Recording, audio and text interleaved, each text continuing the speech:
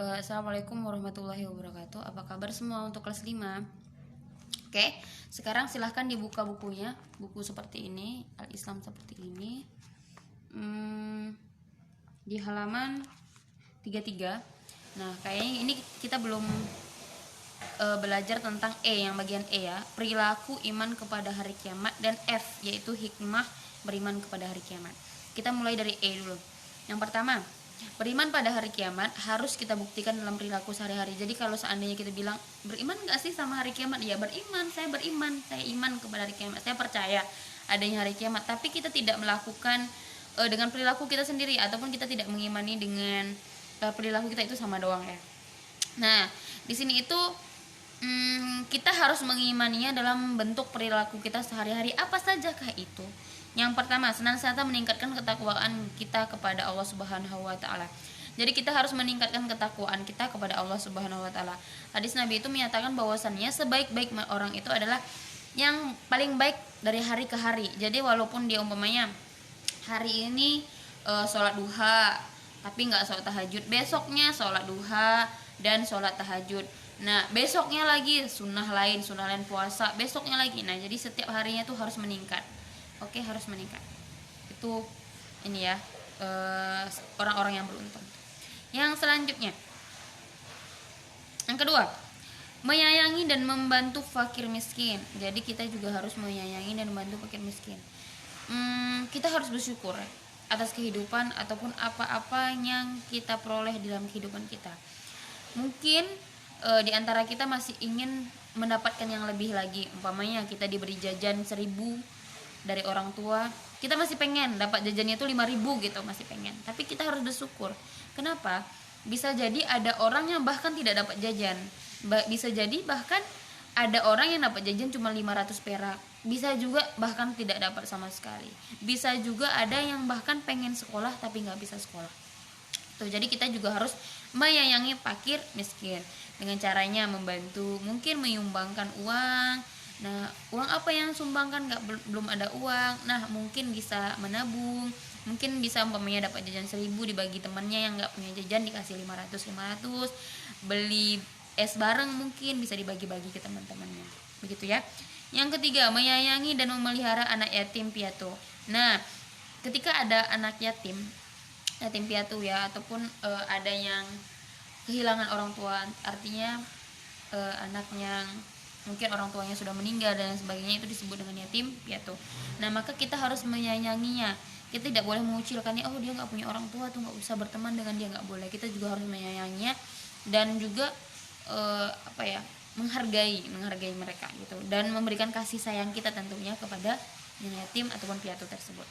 Yang selanjutnya, bersikap atau berakhlak baik. Nah, kepada sesama. Jadi kita juga harus bersikap baik kepada sesama. Nah, kalau seandainya kita seorang pelajar, berarti kita harus menghargai atau bersikap baik kepada guru kita, bersikap baik dan patuh kepada orang tua, bersikap baik kepada tetangga, kepada teman, kepada semuanya, satpam dan lain sebagainya. Karena semua yang kita miliki ini cuma status kan. Jadinya kita harus memang benar-benar bersikap dan berakhlak baik kepada semuanya, kepada siapapun itu, kepada guru, kepada orang tua. Akhlak kepada orang tua gimana? Pamit, izin, minta restu, doa, salim, gitu dan sebagainya. Menghormati. Sikap kepada guru gimana? Mendengarkan, mengerjakan tugas, apalagi izin ketika nggak bisa hadir sekolah, tidak telat, tidak ngobrol ketika pelajaran berlangsung, mengerjakan tugas dan sebagainya.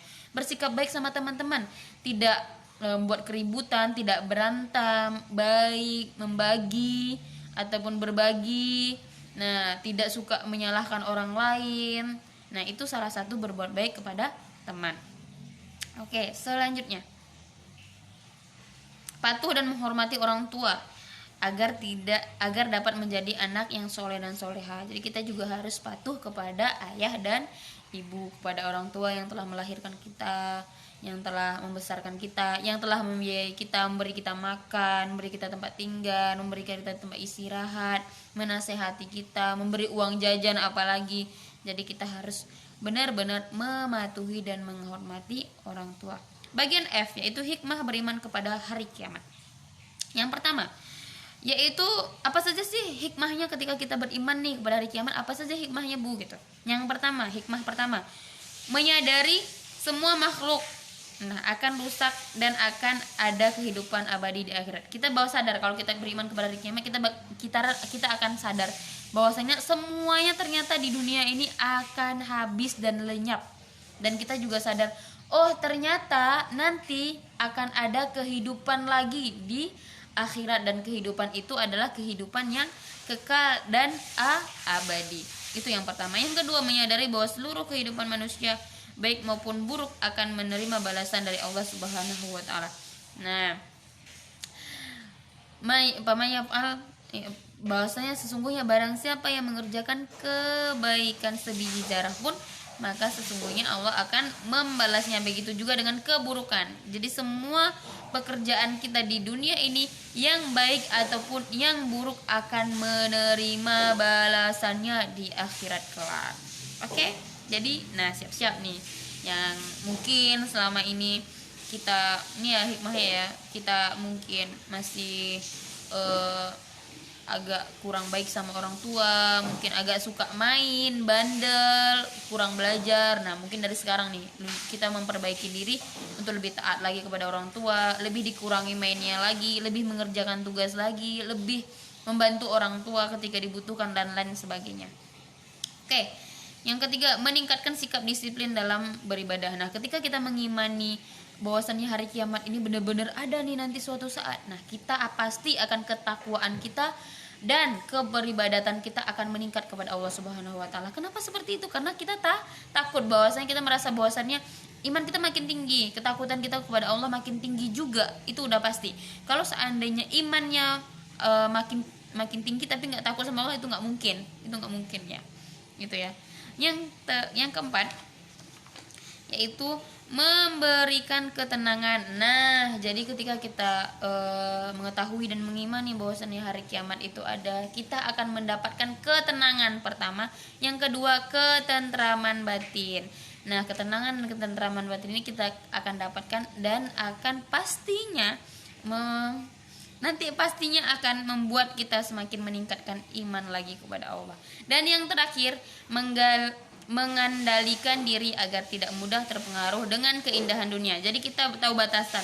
Oh, ternyata dunia ini hanya sementara saja kok. Pernak-pernik kebahagiaan, kesenangan, kemewahan, semuanya yang ada di dunia ini, keindahan alam, semuanya akan hancur pada saat hari kiamat. Nah, betapa dahsyatnya itu, coba gempa bumi saja. Luar biasa kan, goncang-gancing sana sini, banyak orang meninggal, air naik dan lain sebagainya. Bayangkan gimana kiamat itu ya, yang meratakan semua bumi semua rata. Tiupan pertama sangkakala, bumi semua hancur, bram. Tiupan kedua, gitu ya, entah gimana suara trompetnya ya, ibu juga belum pernah dengar. Yang kedua itu, gitu ya, udah hancur semua, sama seperti tanah, dan manusia sudah di dalam tanah, udah bareng tanah semua. Yang ketiga, tiupan kebangkitan, kita dibangkitkan kembali, yaitu ruh kita, bukan jasad kita tapi ruh kita. Jasad kita udah kembali kemana? Ya ke asalnya. Apa asalnya itu, Bu? Asalnya adalah tanah. Jadi jasad itu asalnya adalah tanah dan akan kembali lagi ke tanah. Oke, paham kelas 5? Oke, mungkin itu saja untuk pelajaran kita pada hari ini. Lebih dan kurang ibu mohon maaf. Wabillahi taufiq wal hidayah wa ridho wal inayah. Assalamualaikum warahmatullahi wabarakatuh. Ada yang nonton lagi, males banget deh gue. Ya, nama siaran langsung.